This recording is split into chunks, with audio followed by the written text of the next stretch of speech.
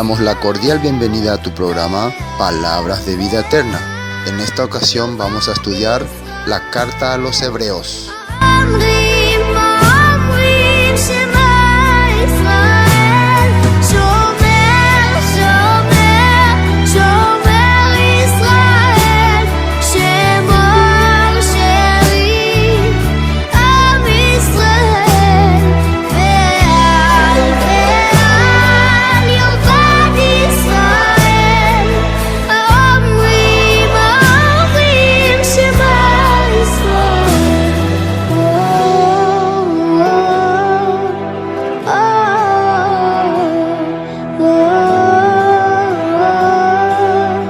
Epístola a los Hebreos.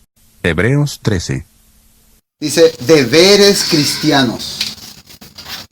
Y ese título, claro, se puso cuando se escribió la Biblia. Pero vamos a ver, después de habernos explicado en el libro de Hebreos todo lo que es el pacto, las alianzas, el que Dios nunca más se acordaría de nuestros pecados y transgresiones, que puso su ley en nuestra mente, en nuestro corazón, y también de habernos dado la lista de los hombres que vivieron por la fe, y diciendo que sin fe es imposible agradar a Dios. Todo eso hemos visto en capítulo 8, 9, 10, 11. Y en el capítulo 12 hablaba de los que rechazaron a Dios por cosas del mundo. En el caso de Esaú, que rechazó por un plato de lenteja. O sea, por satisfacer su carne rechazó la voluntad de Dios. Fíjense que todas estas cosas nos enseñan también. Por ejemplo, el cristianismo actual y tradicional rechaza la palabra de Dios precisamente por su satisfacción de carne, ¿no? ¿Por qué algunos quieren comer comida que la Biblia prohíbe? Porque les gusta, porque es rico, no porque Dios permitió. Pero rico esta comida, rico. Entonces, por su deseo, rechazan la palabra de Dios. Entonces, y le ponen su interpretación y su manera de pensar. Esa es la verdad, que está en la Biblia, ¿no? No es nuestra verdad. Entonces, van a venir a salir con que Dios limpió esto, Dios limpió aquello. Si en la Biblia no está escrito que el chancho, el cerdo, el animal, el pez sin escama está santificado y purificado para el consumo, no es palabra de Dios. Si hay texto más o menos que se interpreta así, no puede ser palabra de Dios. Pero sí está escrito detalladamente que no se puede comer. Inclusive habla de quienes consumían ese tipo de animales. Los que hacían sacrificio en los lugares ocultos. Esos animales se consumían para hacer rito al demonio. Precisamente el cerdo era un animal que se usaba para hacer rito a los demonios. En la Biblia. Entonces, está bien claro eso. Y ahora podemos entender también por qué ese animal se consume en las dos supuestas fiestas tradicionales cristianas más importantes, que es Navidad y Semana Santa. ¿Qué es lo que más se come en Navidad y Semana Santa? Carne de cerdo. Entonces, ¿a quién le están honrando? No a el Dios de la Biblia ni a su hijo, sino le están honrando al Dios diabólico Tamuz. ¿Entienden? Y por eso, hace unos días, la gente se puso su señal, ¿no? Hay muchas cosas que sí, me iría con historias, iríamos a terribles cosas. Pero bueno, eso es lo importante. Entonces, vamos a ver lo que son los deberes para un cristiano. Permanezca el amor fraternal, dice. Primeramente, después de habernos hablado de el nuevo pacto, la eterna salvación, nunca más me acuerdo de tus pecados y transgresiones, todo eso, que dice, permanezca el amor fraternal. ¿Qué significa fraternal? Una comunión. O sea, un amor de grupo. Eso es, amor de hermandad. No es amor, no, ya acá se va también de padres, familiares, pero siempre que haya grupos. Y amor, ¿qué significa amor? Usted ya, la palabra amor ya entiende ya qué significa servicio. No es simplemente te amo mi vida, te amo mi cielo, no. Recuerden, el esposo que le ama a la esposa, le sirve, le atiende, le cuida. El padre que le ama a los hijos, le cuida también. Los hijos que le aman al padre, le honran. El amor no es simplemente labio y decir nomás. Es expresarse y manifestarse. Ese es amor. Si no, no es amor. ¿Entienden? ¿No? Bueno, entonces, entre los nacidos de nuevo, entre los que han sido libres del pecado, entre los que han sido perdonados por la sangre de Yeshua, tiene que haber un amor fraternal, un amor de grupo, un amor de hermandad.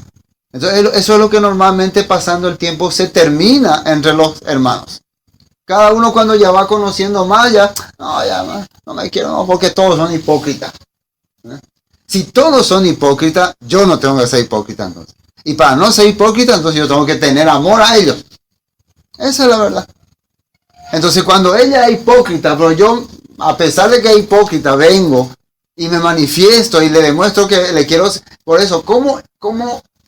Por ejemplo, ella podría decir que hipócrita, que el pastor sabe que a mí que yo no le aguanto y igual no más viene. Así podría decir, ¿no? Porque ese es el típico dicho, ¿no? Porque ella no me aguanta, pero yo vengo, dice, ¿cómo estás? Entonces, ¿cómo yo tengo que hacer para que se dé cuenta que no es hipocresía? En el día de su cumpleaños tengo que ser el primero en felicitarle y en traerle el regalo, y si es posible, el mejor regalo. Cuando está difícil su situación, yo tengo que decirle que necesita, te voy a ayudar. Cuando está en problema, yo tengo que estar primero ahí. Ahí se da cuenta que no es hipocresía. ¿Me entienden? Esa es la realidad. Entonces, ese es el trato que tiene que haber entre hermanos, para que se pueda saber realmente nos aprecia, realmente le interesa nuestra vida, no importa la situación.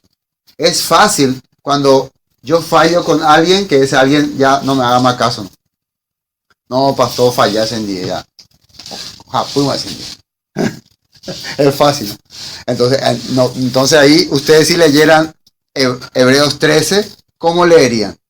Permanezca el amor fraternal. Entonces todo PM, no, ya fallamos, ya fallamos. Entonces ahí va a haber una lucha entre lo que están leyendo y lo que están haciendo, ¿no? ¿Sí o no? Va a haber una lucha. Bueno.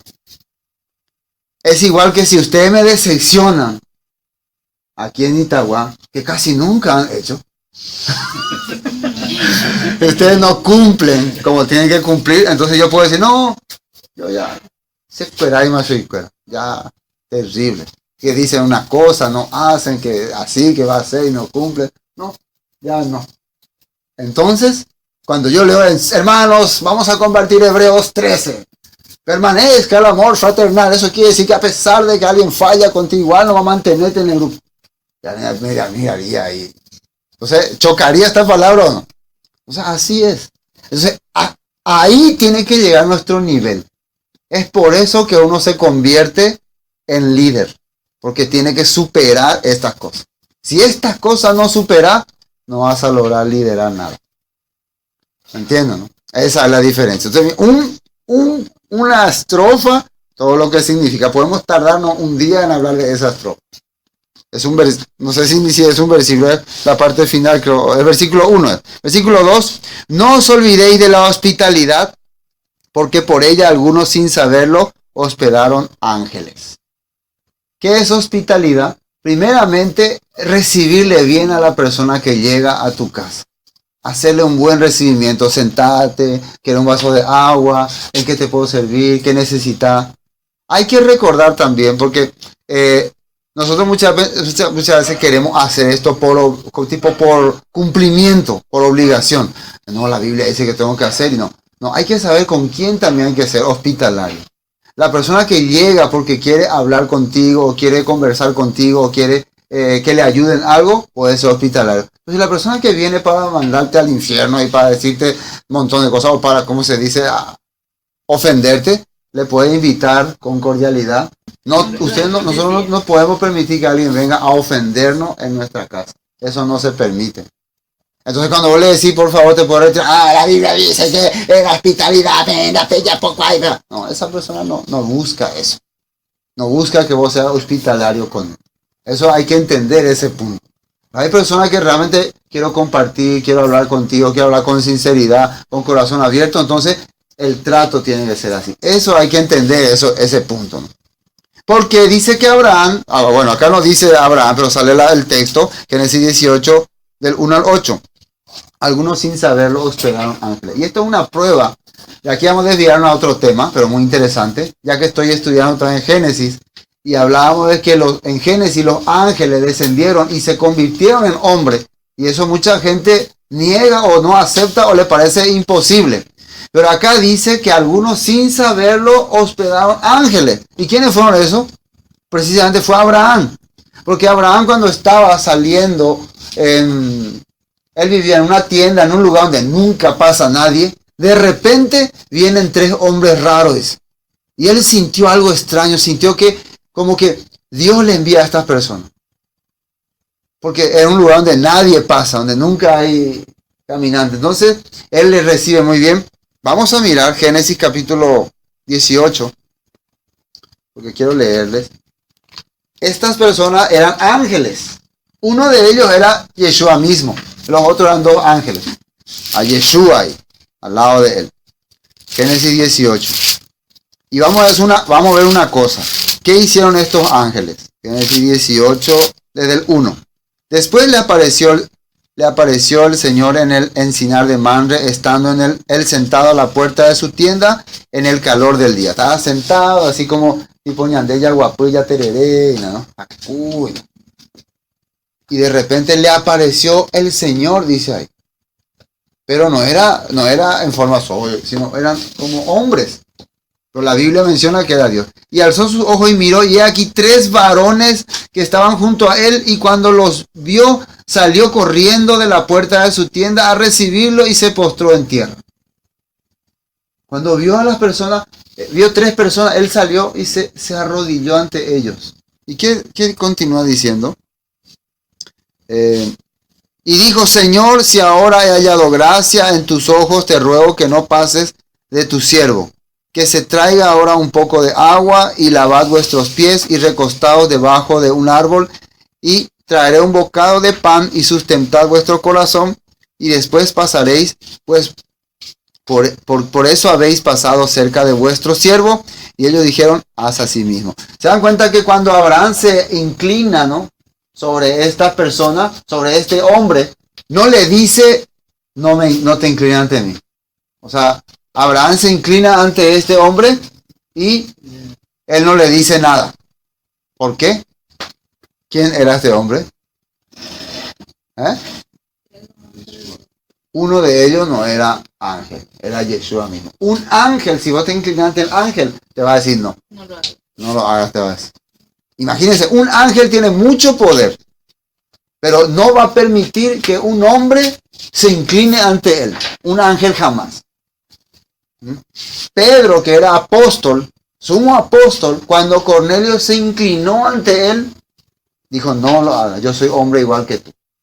Juan también, cuando se quiso inclinar ante un ángel que le apareció, el ángel dijo, no, soy solamente un consiervo. Pero esta persona no le dijo nada a Abraham, porque era Yeshua.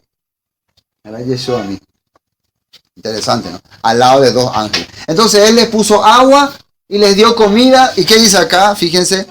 Entonces Abraham fue, versículo 6, deprisa a la tienda de Sara y le dijo, toma pronto 3 medidas de flor de harina y amasa y haz panes cocidos debajo del recoldo. Y corrió Abraham a las vacas y tomó un becerro tierno y bueno y lo dio al criado, y éste se dio prisa a prepararlo. Tomó también mantequilla y leche y el becerro que había preparado y lo puso delante de ellos, y él se estuvo con ellos debajo del árbol. ¿Y después qué dice? Comieron. ¿Los ángeles comen? Algunos dicen, no, dice, y ahí se comieron, pero no, los ángeles no comen, pero ahí se comen. Sí, pero los ángeles no comen, pero ahí se comieron, los ángeles no comen. Y para comer un ángel, ¿qué necesita? Cuerpo. Y el cuerpo tiene que funcionar normalmente. Entonces estos ángeles podían, hay 2 versiones.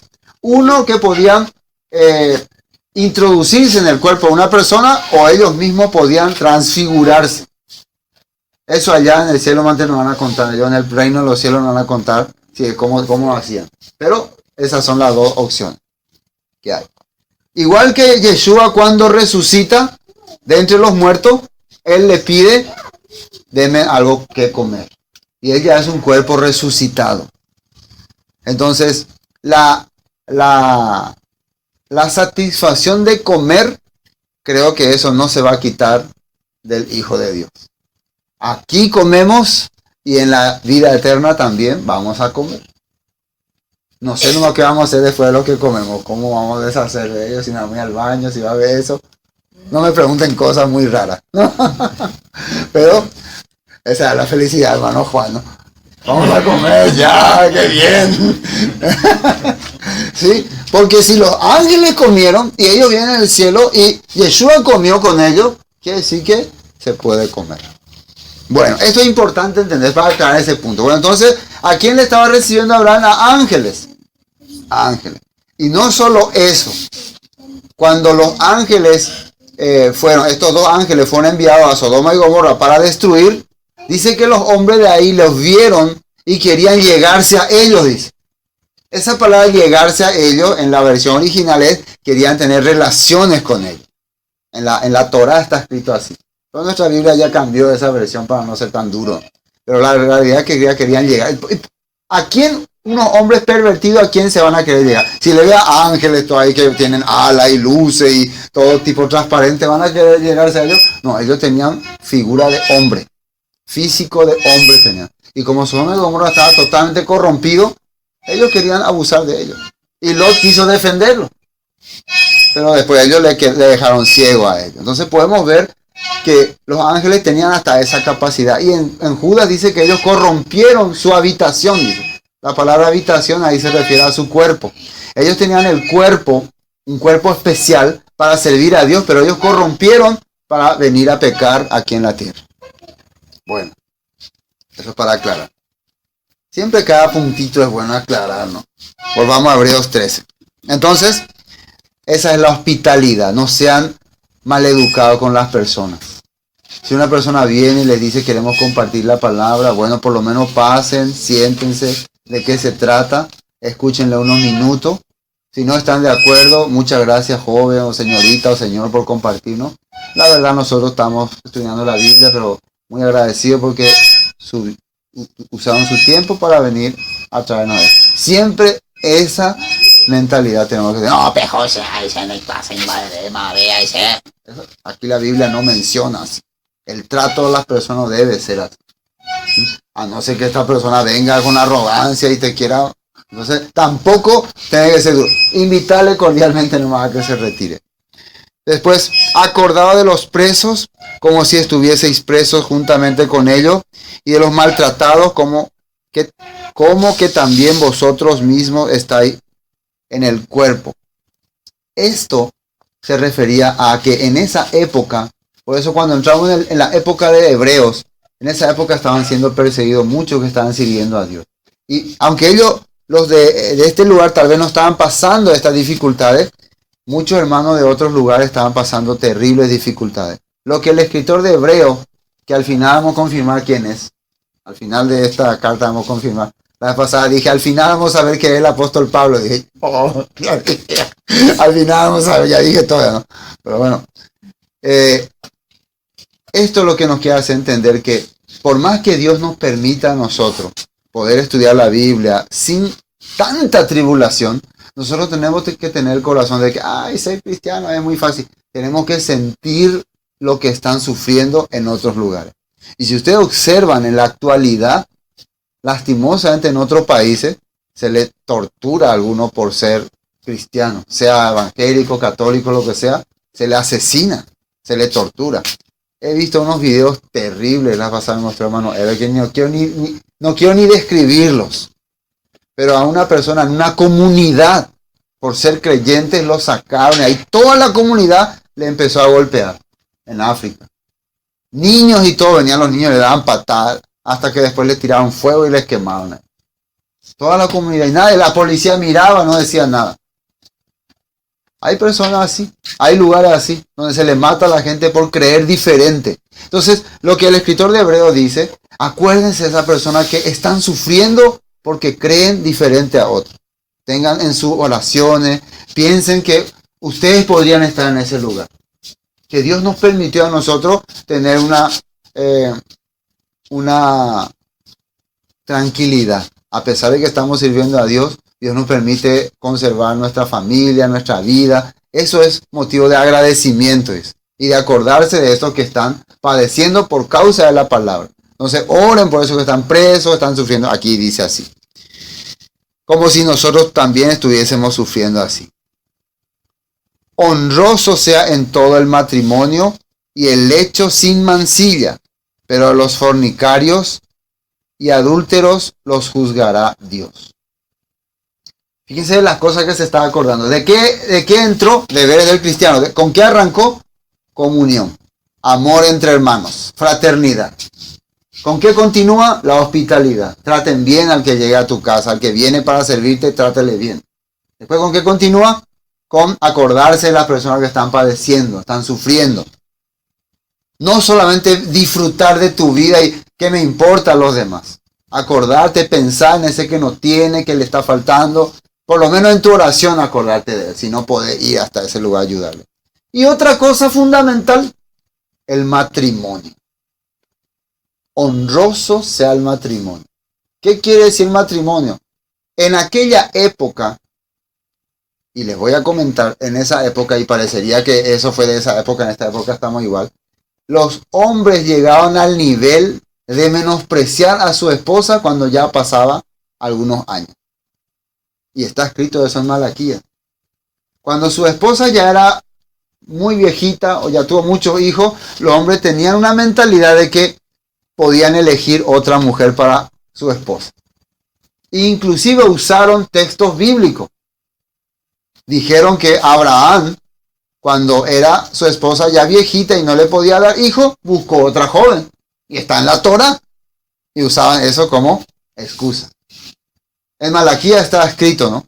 Ustedes habéis pecado delante de mí, le dice Dios. ¿Y por qué hemos pecado? Porque menospreciaron a la mujer de sus juventudes.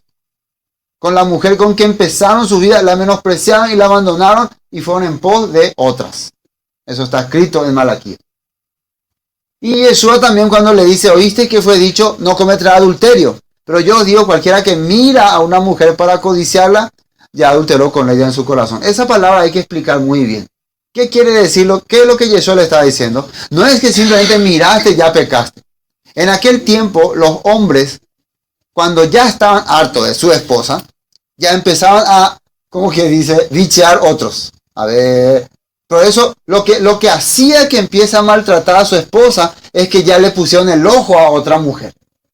Entonces, inmediatamente cuando le ponían el ojo a otra mujer, ya le miraban con menosprecio a su esposa. Antes no era así, pero mi vida, vos no eras antes así. No, siempre te oí pensando, ¿dónde ese piquito? Ya empezaba a ser argel. Pero a la otra, hola, ¿cómo está? Le saludaba bien, no sé si me entienden. Eso se repite en este tiempo, ¿no? ¿O no? Entonces, Yeshua sabía la mentalidad de los hombres. Entonces, ellos qué idea tenían, como la esposa ya empezaba, como ellos, vos empezabas a hacer argel con la esposa, entonces la esposa empezaba a reaccionar.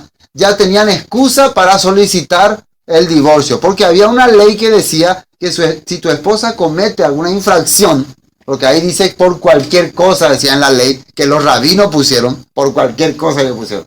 Si tu esposa te fuera indecente por cualquier cosa, dale carta de divorcio. Eso interpretaban los rabinos. En la Torá dice por infidelidad. Pero inclusive, si tu esposa te es infiel, aunque vos tenés el derecho de darle carta de divorcio, pero si vos tenés misericordia, podés anular esa ley. ¿Sabían? La misericordia vence a la ley, dice. Pero muchos aprovechaban esa ley. Tengo una ley para usar a mi beneficio. ¿Entienden lo que estoy diciendo? Entonces, fíjense que el deber de los cristianos que entraba. Esto es muy importante porque parecería así, pero pastor, esto entre los mundanos nomás es así. No. Entre los que están siguiendo a Dios también empieza a ocurrir. Empieza a menospreciar a su esposa porque ya se fijaban en otra que funciona mejor. Entonces por eso Yeshua, el que mira, todavía no le dio la carta de divorcio a su esposa, pero ya está planeando irse con otra, ya adulteró, ya está pecando delante de Dios. Así dice. ¿Están entendiendo, no? Entonces, una de las cosas que pide, honroso sea en todo el matrimonio y el lecho sin mancilla. Sin contaminación, dice, sin suciedad. La vida del matrimonio tiene que ser sinceridad unos con otros. Y no solamente el matrimonio. Parecería que hablaba solamente del matrimonio. Después dice, Pero a los fornicarios y a los adúlteros los juzgará Dios. Hay dos listas: fornicarios y adúlteros. ¿Quiénes son adúlteros? Al hombre casado que se junta con otra mujer, la mujer casada que se junta con otro hombre, se llama adúltero. ¿Y quién es fornicario? El que no está casado o casada y se junta con un casado o se junta con una casada, o ninguno de los dos están casados y se juntan. A eso le llama fornicario. ¿Entendieron lo que quieren que le explique? No.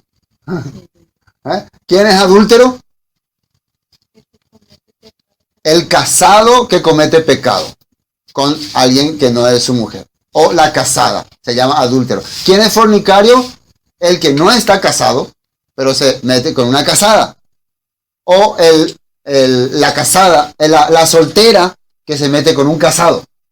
Ella es fornicaria, él es adúltero. ¿Entienden? O dos que no están casados y tienen relaciones. Los dos son fornicarios. No dice, maldito, mándalos al infierno, mátalos. Los juzgará Dios, dice. Simplemente así. Nosotros tampoco podemos empezar a ver un fornicario, de juzgar, no. Nosotros tenemos que enseñar a la persona. Esa vida no es correcta. Y si acepta, bueno. Y si no acepta, los juzgará Dios. Sí o sí los juzgará Dios. Hay un texto que me gustó en Eclesiastés, le voy a leer. Fíjense, Eclesiastés capítulo 11. La gente le gusta escuchar, ya somos salvos, sin pecado, no hay más pecado, una vez para siempre.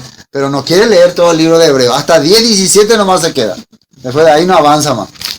Ese nomás, Dios ya hizo todo ya. Versículo 9. 11:9. Alégrate, joven. Este está hablando al joven, ¿no? Alégrate, joven, en tu juventud. Y tome placer tu corazón en los días de tu adolescencia. Y anda en los caminos de tu corazón y en la vida de tus ojos. Hasta aquí, da gusto, ¿no? Qué bien. ¿Ve? La Biblia dice así. Algunos hasta ahí nomás ponen. La Biblia dice que el joven debe alegrarse, debe disfrutar su juventud. ¿Así dice o no? ¿Saben que así me dijo alguien una vez? Vivir la vida, la Biblia. Yo le decía, ¿dónde dice? No me acuerdo bien, pero así dice. Porque leyó. Pero nunca leyó todo. Por lo dicho, alguien le leyó a media. En la Biblia, yo no me acuerdo muy bien, pero dice que el joven tiene que alegrarse, disfrutar, gozar de la vida. ¿Sí o no? Pero leíste todo ese versículo. No me acuerdo si era un versículo, pero así dice. Pero dice o no dice, mero. Sí, dice. Y bueno, pero vamos a buscar y vamos a leer cómo termina. Y busqué y le leí. Dice, y la vista de tus ojos, pero sabe que sobre todas estas cosas te juzgará Dios. Así dice. Esa parte no había, le faltó completar. Sí, hace todo lo que querés. Pero quiero hacerte recordar nomás que va a llegar un día en que Dios va a establecer juicio. Y si hiciste cosas que a Él no le agradaba, simplemente así dice el rey Salomón. Viví como querés, pero hacé las cosas que a Dios le agrada. No vaya a desagradarle a Dios. Sos joven, hacé lo que querés, pero no le desagrade a Dios. Ese es un buen consejo, ¿no? Hagan lo que quieran, pero sin desagradarle a Dios. Entonces ahí ya van a poner el límite, ¿no? Entonces para no desagradarle a Dios, tienen que saber qué le agrada y qué no le agrada. Y para saber, tienen que reunirse y escuchar y aprender. Entonces todo lleva a uno. No quiero desagradarle a Dios. Bueno, entonces tenés que aprender. ¿Dónde voy a aprender? En los lugares donde se predica, donde se enseña. ¿Cómo podemos agradarle a Dios? Ahí se enseña. Entonces no le vas a desagradar. Entonces sobre todas estas cosas te juzgará Dios. Quita pues de tu corazón el enojo y aparta de tu carne el mal, porque la adolescencia y la juventud son vanidad. Vanidad que si no sirve.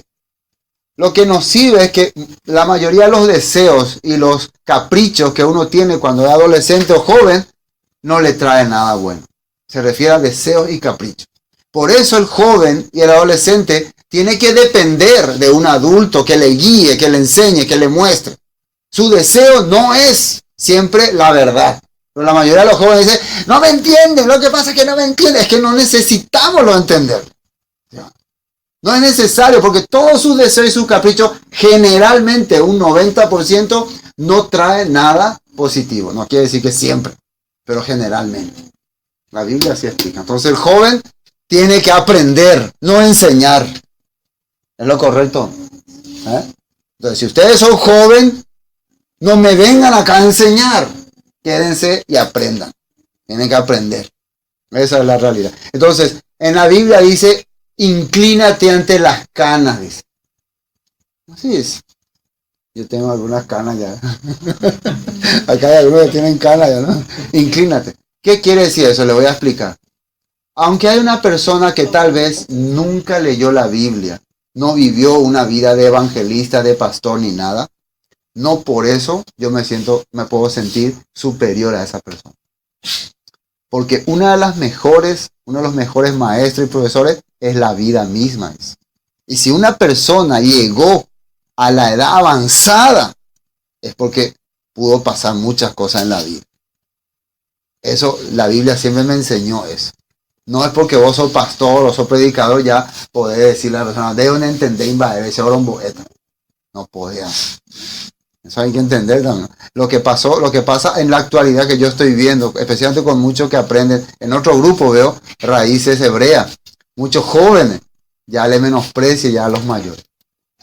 Ustedes son cristianos que adoran todavía a Cristo, ya son paganos, así le menosprecian. Jóvenes de 19, 20 años ya se sienten los poderosos, ¿no?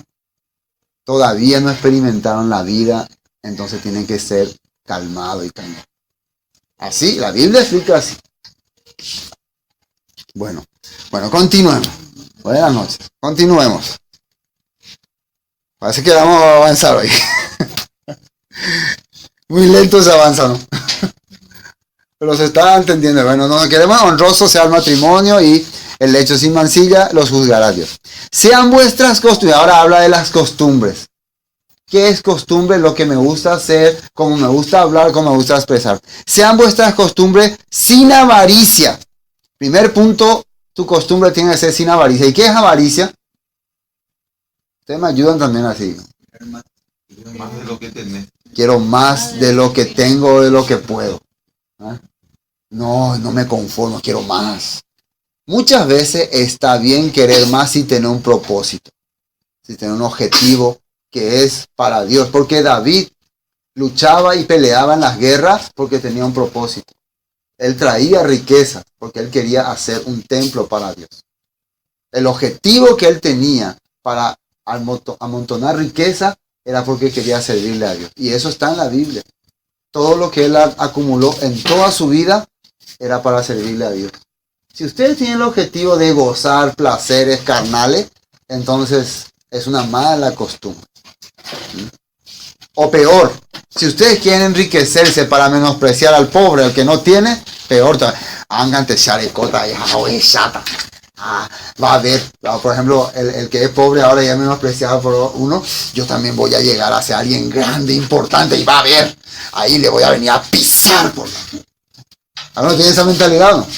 ¿Es así o no es así? Sí. Cuando tenga yo, bueno, ángate ese auto allá, sata, raudal, sata, todo hasai, ángate, ego la yo que te y la auto jawé. Yo le estoy hablando lo que normalmente la gente piensa. Puede ser que no sea así, ¿no? Pero normalmente es así. Y nos viene en el corazón. Entonces, estos no son costumbres de creyentes, de querer exaltarse. Por ejemplo, entre los cristianos, ¿qué es lo primero que miran? ¿Y tu iglesia cómo es? Mi iglesia es grande, tiene aire acondicionado, tiene asientos reclinables, todo. No, nosotros debajo del mango nomás nos reunimos. Habitantes común. Algunos hacen su casa, le pareció lindo, pero ve que el vecino hizo más lindo, yo quiero más lindo, o ese. Pero no. No es así, ¿no? Me parece nomás. Bueno, sean vuestras costumbres sin avaricia, contento con lo que tenéis ahora, porque Él dijo, no te desampararé ni te dejaré. De manera que podemos decir confiadamente, el Señor es mi ayudador, no temeré lo que me pueda hacer el hombre. Parece un texto muy sencillo, pero ¿saben de dónde salió ese texto? Y cuando yo encontré de dónde sacó el escritor de Hebreo ese de no te desampararé ni te dejaré, me sorprendí. Porque aquí pareciera que estamos hablando de que no te afanes por las cosas del mundo, no seas avaro, no quieras tener más, porque yo te voy a dar lo que necesitas, ¿no? Parece que eso te está diciendo. Pero cuando vamos a ese texto que es Deuteronomio 31, ahí lo que está hablando es que Dios le va a dar al pueblo la escritura.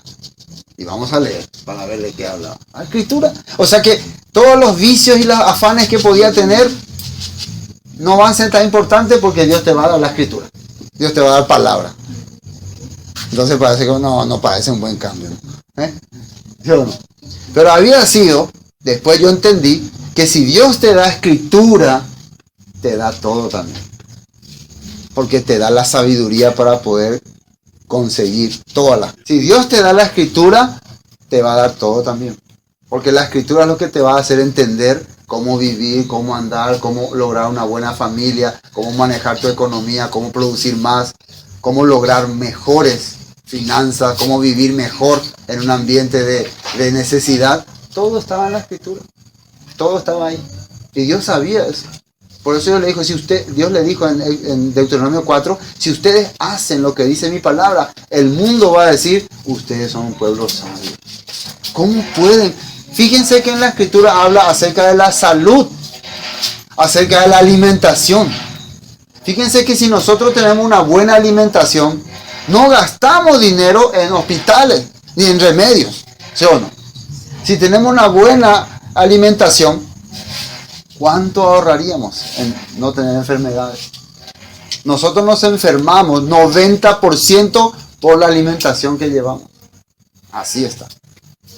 Los israelitas tenían un sistema de protección que no existía entre ellos enfermedades venéreas ni nada, ni personas que nacían con deformaciones. Todo, si ustedes logran leer todo cómo tener relación, qué momento, qué fecha, qué día, no, qué día, sí, todo eso era para precisamente evitar que nazcan niños con problemas, con malformaciones, todas esas cosas. Todo era para eso. Inclusive la alimentación también, para controlar el nivel de reacción, de ánimo, de carácter, todo era para eso. Entonces, ¿dónde estaba la sabiduría que Dios quería darle a las personas? En la escritura. Entonces, cuando el escritor de Hebreos está tocando eso, puedo entender que se refería a eso. Vamos a ver Deuteronomio 31. Deuteronomio 31 dice, Josué es instalado como sucesor de Moisés. Puedo leerles todo este capítulo, pero va a ser muy largo. Bueno, vamos a leer. En el versículo 6 dice, esforzaos y cobrad ánimo, no temáis ni tengáis miedo de ellos, porque el Señor tu Dios es el que va contigo, no te dejará ni te desamparará. Eso es lo que está leyendo el escritor de Hebreo. Pero yo quiero que ustedes recuerden una cosa, cuando el escritor de un texto en el Nuevo Testamento toca un texto de la Biblia, se está refiriendo a toda la porción. La Biblia está separada por porciones, lo que ahora sería capítulos. Y ellos tocan un texto para hacernos entender toda la porción. ¿Entienden? ¿No? Es el que se refería a toda la porción. Y por eso vamos a leer un poco más. Y llamó Moisés a Josué y dijo, o sea, ¿cómo es que no le desamparará y cómo no le dejará? Acá está la respuesta. En presencia de todo Israel, esfuérzate y anímate, porque tú entrarás con este pueblo a la tierra que juró el Señor a sus padres, que les daría, y tú le harás heredar. Y el Señor va delante de ti, Él estará contigo, no te dejará ni te desamparará, no temas ni te intimides. Así le está hablando, ¿no? Y escribió Moisés esta ley y la dio a los sacerdotes, hijos de Leví, que llevaban el arca del pacto del Señor, y a todos los ancianos de Israel. Y les mandó Moisés diciendo, atiendan bien, al fin de cada 7 años, en el año de la remisión, en la fiesta de los tabernáculos, acá ya le está dando la orden de celebrar la fiesta de los tabernáculos, pero cada 7 tabernáculos van a hacer algo. Cuando viniere todo Israel a presentarse delante del Señor tu Dios en el lugar que Él escogiere, leerás esta ley delante de todo Israel a oído de ellos. Estamos en el contexto de que no te desampararé ni te dejaré. ¿Y cómo? Cada 7 años en la fiesta del tabernáculo, obligatoriamente todo Israel se va a reunir, dice. Y vos le vas a leer toda esta ley. Eso es lo que hizo Esdras cuando salieron ellos de Babilonia. Les reunió a todo el pueblo y les leyó la ley. Ustedes pueden leer eso en Esdras capítulo 8. Les leyó a todos. Y miren para qué tenía que leerle la ley. Dice, harás congregar al pueblo. Versículo 12. ¿Quiénes tenían que congregarse? Varones. Acá hay varones. Y mujeres. ¿Hay mujeres? Sí. Niños. ¿Hay niños? Sí. Y tus extranjeros. No hay extranjeros, ¿no? Si hubiera extranjeros también. Que estuvieran en tus ciudades para que oigan y aprendan. 2 cosas se tienen que hacer. Oigan y aprendan. No solamente oigan. Oigan y aprendan. ¿Sí o no? Y teman al Señor vuestro Dios y cuiden de cumplir todas las palabras de esta ley. Cuiden de cumplir. Vas a ordenarle que de esa manera es que no te desampararé, ni te dejaré, ni te abandonaré. De esa manera. Cada vez que se reúnan, le vas a leer la escritura. Varones, mujeres, niños, extranjeros. ¿Qué significa? Personas que no son de tu pueblo, pero están viviendo contigo. También a ellos le vas a leer. O sea que la ley no es para judíos, sí, para israelitas, no, para todos. Ese dicho de que esto es para los judíos y esto, no, para todos por igual. Y los hijos de ellos que no supieron, oigan y aprendan a temer al Señor vuestro Dios todos los días que viviréis sobre la tierra donde vais pasando el Jordán para tomar posesión de ella. Y eso era lo que le iba a hacer a ellos, que nunca tengan necesidades de nada. Porque al leer la ley, iban a saber cómo vivir, cómo comportarse, cómo actuar, qué hacer, cómo administrar su dinero, cómo plantar, cómo sembrar. Todo está escrito en la ley. Y qué esperanza tener también. En qué confiar cuando vienen dificultades. Entonces iban a ser personas prósperas. Personas que iban a vivir siempre con una mentalidad positiva. ¿Entienden? Por eso es que Dios no quería que se afanen por lo material, sino que se afanen por la palabra. Eso es lo que le ocurrió a un hombre que estaba en plena guerra, Acán, y mientras estaban peleando la batalla de Dios, él se afanó por riquezas. Él quiso guardar las riquezas. Pero riqueza sin sabiduría no funciona. Riqueza sin propósito no sirve para nada. ¿Entienden? Bueno, ¿están comprendiendo, no? Bueno, eso... Ven que leer por leer la Biblia medio que no cuadra, ¿no? Pero cuando entendés de dónde sacó, por qué dice, de qué está hablando, qué nos quiere entender, ahora le entendemos al escritor de Hebreos. Eso es lo que nos está hablando. Son deberes de los cristianos. Sigamos. Versículo 7. No, acordado de vuestros pastores. Versículo 7. Acordado de vuestros pastores que os hablaron la palabra de Dios. Considerad cuál haya sido el resultado de su conducta e imitad su fe. Esto es muy importante. Porque acá dice acordado de vuestros pastores, pero no de vuestros pastores nada más. ¿Qué es lo que tiene que hacer que te acuerde de los pastores? Según ese texto que estamos leyendo. Su conducta. Antes, la palabra.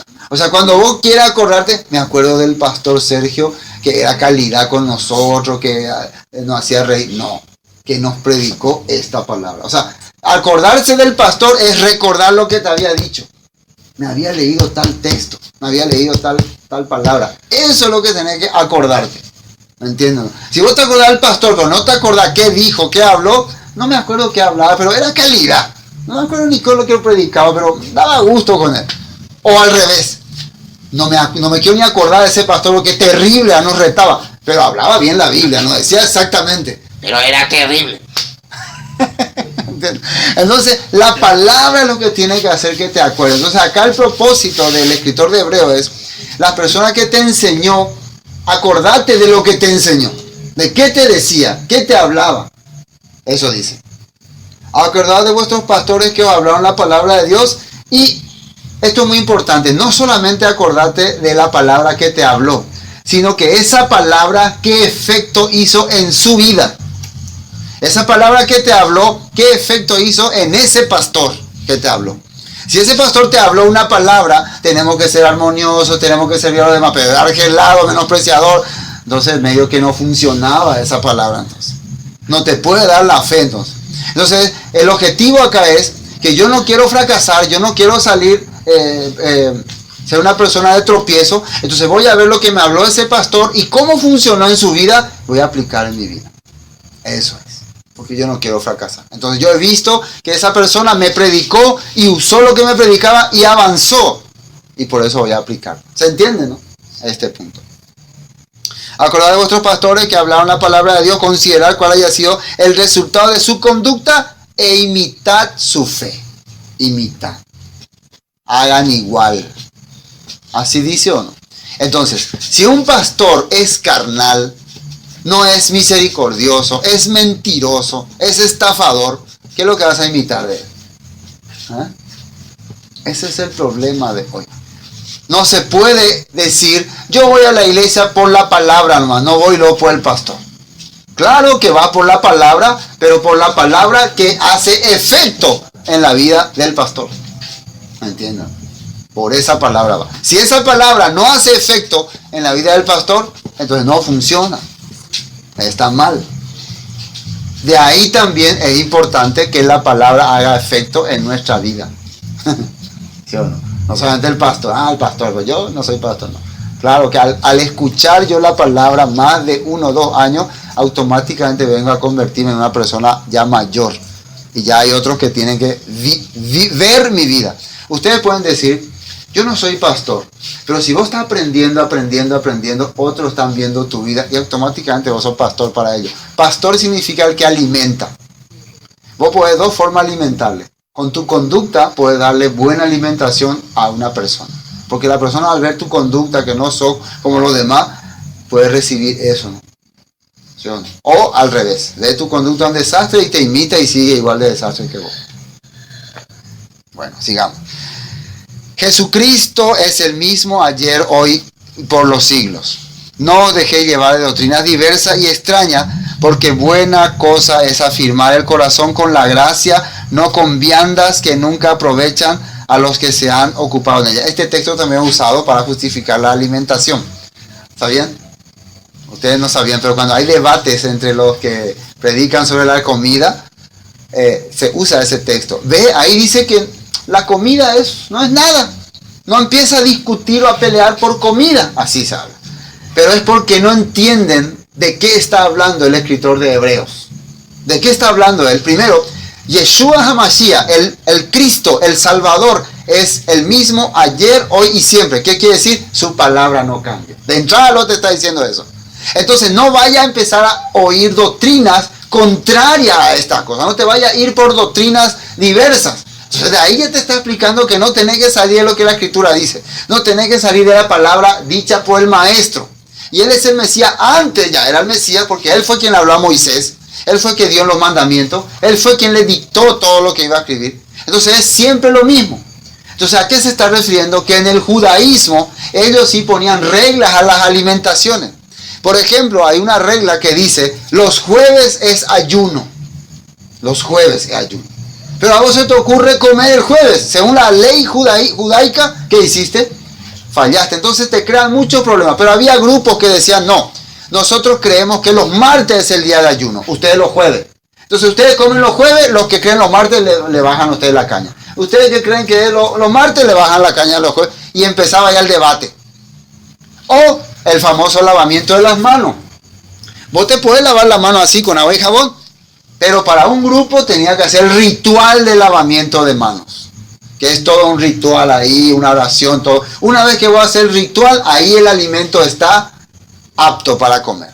Y recuerden que alimento siempre es lo que la Biblia establecía. Lo que la Biblia no establecía ni siquiera era alimento. Entonces, esto que se refiere acá de vianda, se refiere a esas leyes que se impartía en el judaísmo. ¿Se entienden? Nosotros que entendemos ese punto podemos comprender. Pero el que no se propone investigar ni estudiar, directamente saca este texto para justificar a usted la curé. A usted la acá cangüe. Acá curé a cangüe. Justifica.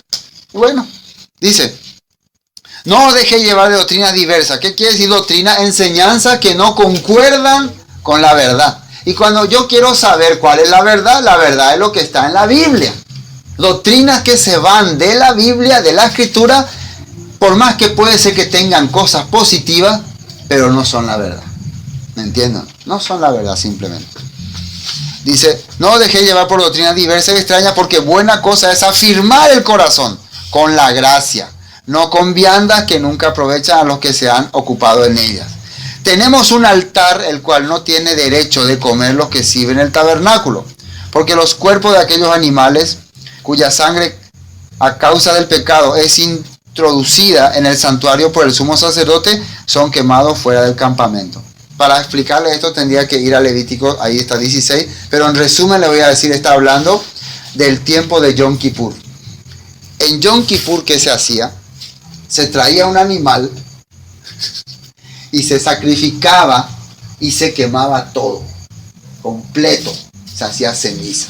Quiere decir que no ha quedado ningún rastro de culpabilidad. Ese animal era cargaba la culpa de tu pecado, eso nosotros vimos, ¿no?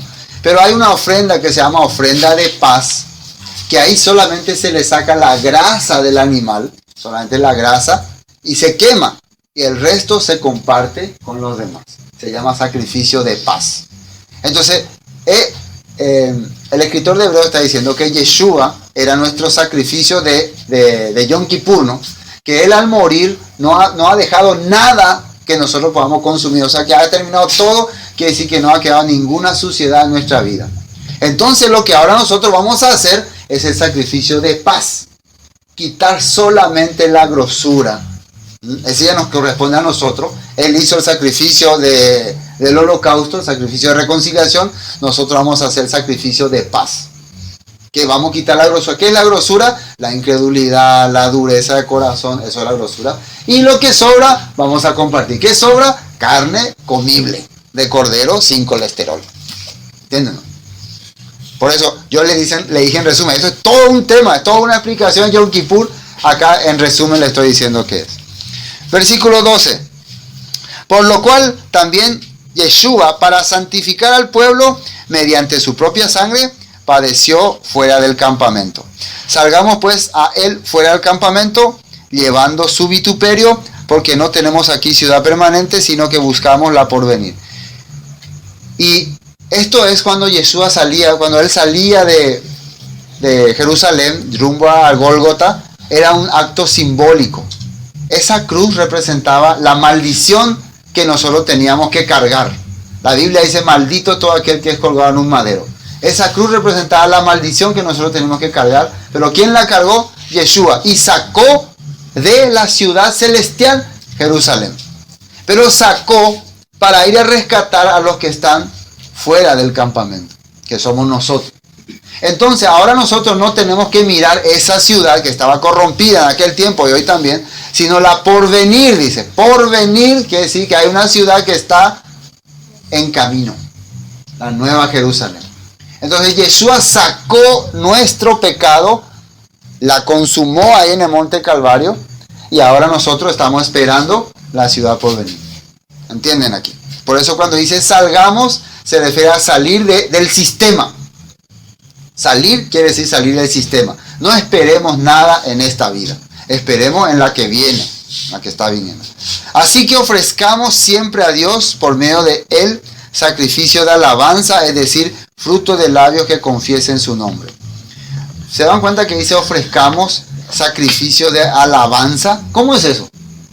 ¿Qué es sacrificio de alabanza? Alguna iglesia creen que este texto significa cantarle a Dios con todo. Por eso cantan 1 hora, media hora, 40 minutos o 2 horas cantan. Por eso muchos se dedican a la música en el cristianismo porque han tomado este texto. Por eso dicen, yo dejé mi vida, dejé mi profesión por cantarle a Cristo, por cantarle a Yeshua. No se refiere a ese tipo de sacrificio. Quiere decir que use mi vida para compartir con los demás lo que Dios hizo por él. Eso quiere decir. No sea una persona que por vergüenza no hable. Y de hacer bien y de la ayuda mutua.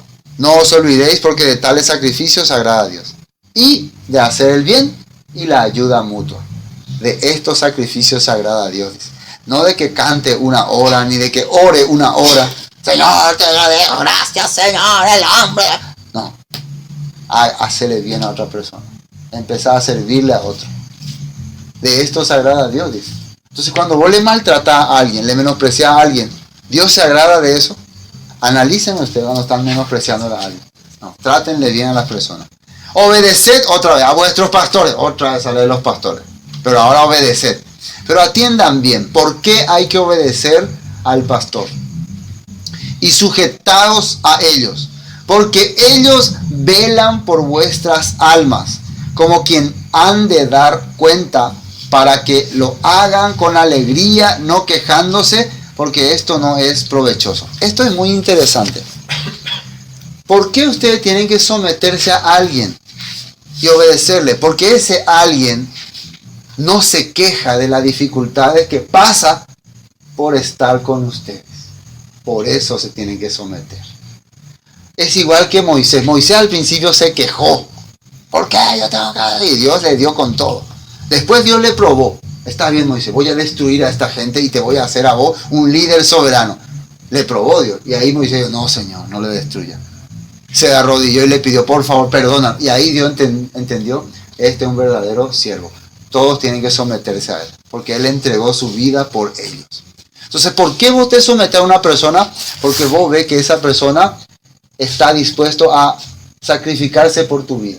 Le interesa tu vida. Eso es lo que hace que vos te sometas. ¿Por qué ustedes se someten a sus padres? Porque sus padres sacrifican su hora, tiempo, todo por ustedes. ¿Sí o no? Por eso los hijos se someten a los padres. ¿Por qué los alumnos se someten a los profesores? Porque los profesores le están enseñando algo para su bien. Por eso se tienen que someter. Por hoy en día el sistema ya, los alumnos son rebeldes, le menosprecian, ya piensan que los profesores son solamente su empleado. Así, yo escuché muchos alumnos que dicen, ustedes son nuestro empleado. Los funcionarios públicos son empleados del Estado, no son nuestro empleado. Nosotros somos Estado cuando hacemos bien las cosas, cuando hacemos correctamente las cosas, ahí somos Estado. Cuando no hacemos correctamente las cosas, no somos Estado. Entonces, es igual, ¿no? Cuando vos no podés hacer lo correcto, vos no sos un vehículo que está habilitado para circular. ¿Sí? No tenés derecho ahí. Esa es la realidad en la ley del tránsito. Así que a mí que me voy a presentar pesas de frente. Claro que el respeto a la vida, yo no por eso también tengo que atropellarle.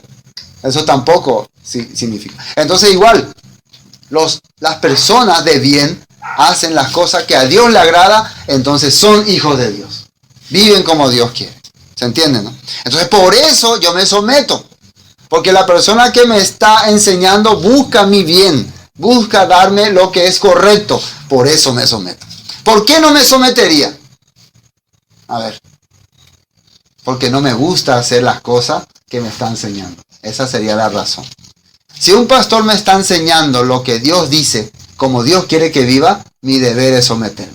Ahora, si me está enseñando cosas que no están en la Biblia, cosas que la Biblia no aprueba, ahí sí no tengo por qué someterme. No tengo por qué escuchar. Discúlpeme, Señor, pero estas cosas no son correctas. Ese no es mi pastor.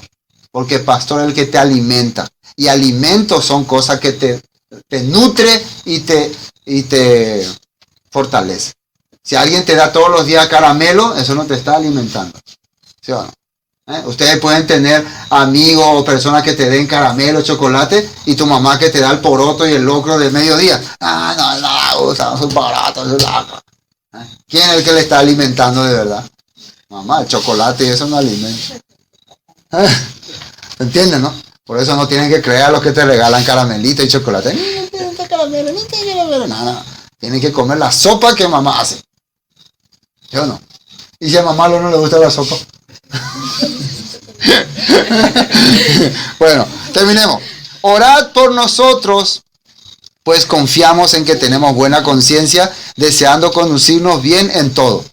Es importante que el cristiano ore por el que le predica, por el que le guía. Si no se acuerda en nada del que le está predicando, se olvidó, entonces se olvidó también de lo que aprendió. Tienen que entender eso. Si ustedes no se acuerdan, ¿qué? Tampoco se acuerdan. Si no se acuerdan de su vida, mucho menos se van a acordar de lo que le enseñó. Por eso decía al principio, acordado de vuestros pastores, de la palabra que os habló. Eso es muy importante. Todos estamos viendo los deberes de un cristiano. Orad por nosotros, pues confiamos en que tenemos buena conciencia, deseando conduciros bien en todo. Y más os ruego que os hagáis así para que yo sea restituido más pronto.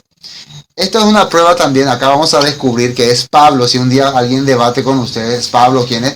Todo el tiempo que yo compartí Hebreos, dije el escritor de Hebreos. Porque esperé hasta el último versículo para confirmar. Pero siempre ya andaba dando inicio de que era Pablo. Pero acá tengo pruebas. En el último versículo hay pruebas. Miren. Primero que se ha restituido más pronto. Quiere decir que él estaba tipo prisionero en algún lado. Y se dice que a partir de ese año el apóstol Pablo estaba preso en Roma. En el año que se escribió este libro. Después, y Dios de paz que resucitó de los muertos, nuestro Señor Jesucristo, el gran pastor de las ovejas, por la sangre del pacto eterno, os haga aptos para toda buena obra, para que hagáis su voluntad, haciendo Él en vosotros lo que es agradable delante de Él, por Jesucristo, del cual sea la gloria por los siglos de siglos. Amén. Os ruego, hermanos, que soportéis la palabra de exhortación, pues os he escrito brevemente. Sabed que está en libertad nuestro hermano Timoteo. ¿Con quién andaba siempre Timoteo? Con el apóstol Pablo. Por lo visto estaba preso también con él, pero ahora le han liberado a él, porque no encontraron pruebas contra él. Con cual, si viniere pronto, iré a veros. Si viniere pronto, ¿dónde está esta persona que si alguien viene va a ir a verlos? Saludad a todos vuestros pastores y a todos los santos. Los de Italia os saludan, dice. El escritor de Hebreos dice, los de Italia os saludan. ¿Quién estaba en Italia? Pablo, estaba preso y ahora él le dice, saludan a todos sus pastores. Y acá los de Italia le mandan salud a ustedes. ¿Y quién? Porque ¿quién está? Pablo estaba en Roma, Italia.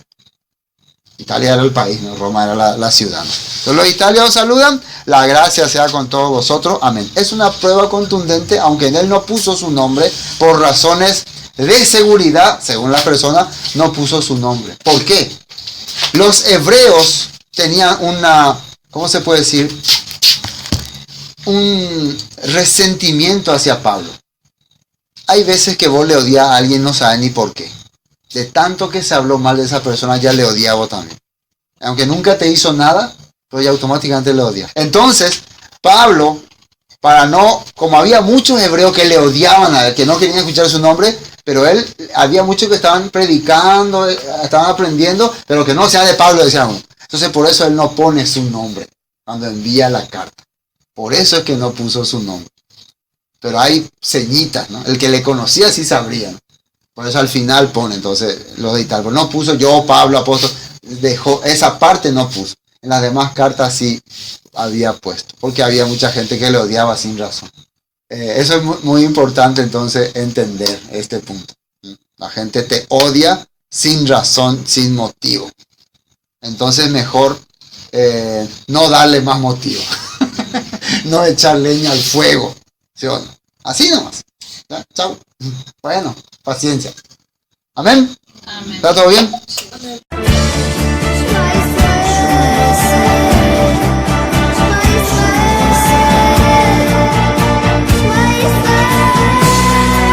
Esto fue Palabras de Vida Eterna, con el estudio de la Carta a los Hebreos. Para cualquier información, 0981 60 46 77. Bendiciones y hasta pronto.